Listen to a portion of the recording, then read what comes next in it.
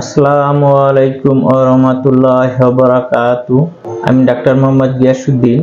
এই পর্বে আমরা জানব আইবিএস এক জটিল রোগ। আপনি প্রথমে কিভাবে এই জটিল আইবিএস রোগী হলেন এবং এই জটিল আইবিএস রোগ থেকে আপনি কিভাবে এখন পরিত্রাণ পেতে পারেন। আইবিএস হলো ইরিটেবল বাউল সিনড্রোম, পেটের এক নাড়িভুঁড়ির ফাংশনাল রোগ বিশেষ। এই আইবিএস হলে আপনার পেটের এক নানান ধরনের সমস্যা সৃষ্টি হবে। কখনো পেট গুড়গুড় করে ডাকাডাকি করবে, কখনো পেটে ভুটভাট আওয়াজ তুলবে, কখনো নদীর ঢেউয়ের মতো ঢেউ খেলবে, আবার কখনো কোষ্ঠকাঠিন্য হবে, কখনো আপনার লুজ মোশন হবে টয়লেট, আবার দেখা কখনো কাদা কাদা হবে, টয়লেট ক্লিয়ার হবে না, কখনো দিনে 3 বার 4 বার 5 বার 7 বার টয়লেটে যেতে হবে, কখনো পেট ব্যথা করবে, কামড় দিবে, কখনো সকালে ঘুম থেকে জেগে টয়লেটের বেগ নিয়ে জাগতে হবে। নানান ধরনের একটা পেটের সমস্যা নিয়ে সাধারণত এই আইবিএস রোগটা সৃষ্টি হয়ে থাকে। এই আইবিএস রোগটা হলে আপনার মন মানসিকতা, আপনার শরীর সবকিছু একবারে মেলায়েই আপনি একটা অসুস্থ ফিল করবেন। তো আসলে এই আইবিএস হওয়ার বিভিন্ন কারণ থাকে। আপনি প্রথমে যখন আইবিএস রোগী হলেন তখন দেখা যাচ্ছে যে আপনি এর আগে সুস্থ ছিলেন, তো ধীরে ধীরে পর্যায়ক্রমে আপনি কিন্তু আইবিএস রোগে আক্রান্ত হয়েছেন।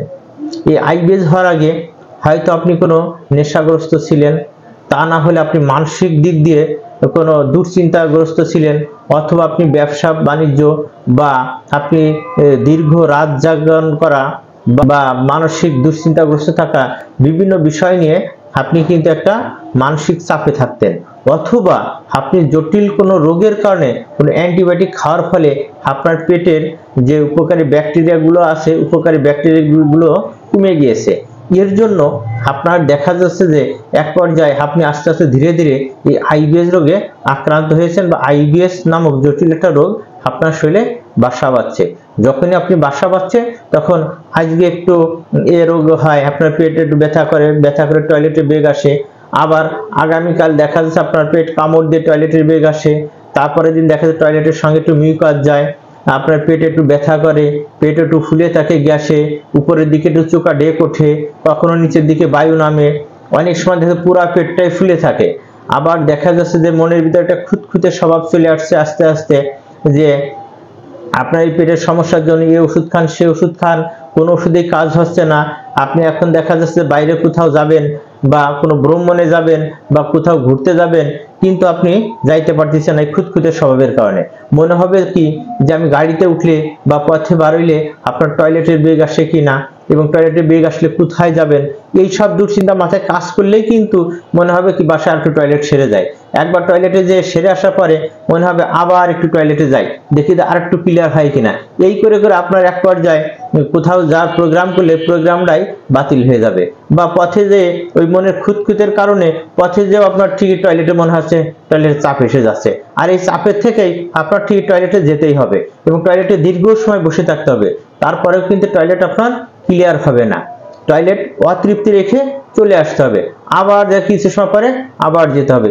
এইরকম একটা খুঁতখুঁতনি স্বভাব কিন্তু আপনার ভিতরে থেকে যাবে।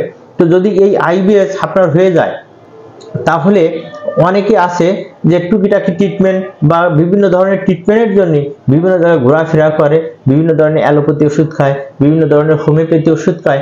আসলে আপনি যদি এই আইবিএস রোগ থেকে পুরোপুরি সুস্থ হতে চান, আপনার কিন্তু এই ধরনের টুকিটাকি ট্রিটমেন্ট নিলে কিন্তু কখনোই আপনি সুস্থ হবেন না। আর আপনাকে যদি কোনো চিকিৎসক বলে যে আপনার 1 মাস বা 2 মাসের ভিতর গ্যারান্টি আপনি 100% ভালো হয়ে যাবেন, এটাও শুধু আপনার সঙ্গে প্রতারণা করা ছাড়া কিছুই না। কারণ কখনো এই আইবিএস আপনার 1 মাস 2 মাসে ভালো হবে না, এইটা একটু লং টাইম ট্রিটমেন্ট, অর্থাৎ আপনার 4 মাস 5 মাস, অনেকে 1 বছরও সময় লাগে। যাদের এই রোগটা জটিল হয়ে গেছে তাদের দীর্ঘদিন সময় নিয়ে ট্রিটমেন্ট নিতে হবে, কারণ এই আইবিএস রোগীকে আপনার লক্ষণ ভিত্তিক চিকিৎসা দিতে হবে। লক্ষণ ভিত্তিক সঠিকভাবে ডায়াগনোসিস করে যে চিকিৎসক চিকিৎসা দিবে তখন কিন্তু আইবিএসটা আপনি ধীরে ধীরে সুস্থর দিকে যাবেন। তা না হলে শুধু শুধু আপনি ট্রিটমেন্ট নেবেন এবং আপনি প্রতারণার শিকার হবেন।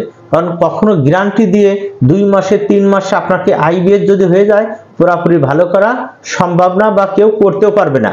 তবে আপনি প্রথমে 1 মাস ট্রিটমেন্ট নিলে আপনি বুঝতে পারবেন যে আপনার শরীরে কিছুটা পরিবর্তন আসছে। আপনার 20% হোক, 30% হোক, 40% হোক, ইনশাআল্লাহ একটা পরিবর্তন চলে আসবে। আর এই পরিবর্তনটা আসলে আপনি যদি পর্যায়ক্রমে ট্রিটমেন্ট নিতে থাকেন, এক পর্যায়ে দেখবেন যে আল্লাহর রহমতে আপনি এই আইবিএস রুট লেভেল থেকে কিন্তু সুস্থ হয়ে যাবেন। আপনাদের যদি এই ধরনের সমস্যা থাকে অবশ্যই আমাদের কাছ থেকে একটাবার চিকিৎসা নিয়ে দেখতে পারেন। আশা করি আল্লাহ যদি রহমত করে আপনি জটিল রোগ থেকে অবশ্যই চিরদিনের জন্য মুক্তি পাবেন ইনশাআল্লাহ। আজ এ পর্যন্ত, সবাই ভালো থাকুন, সুস্থ থাকুন, আল্লাহ হাফেজ।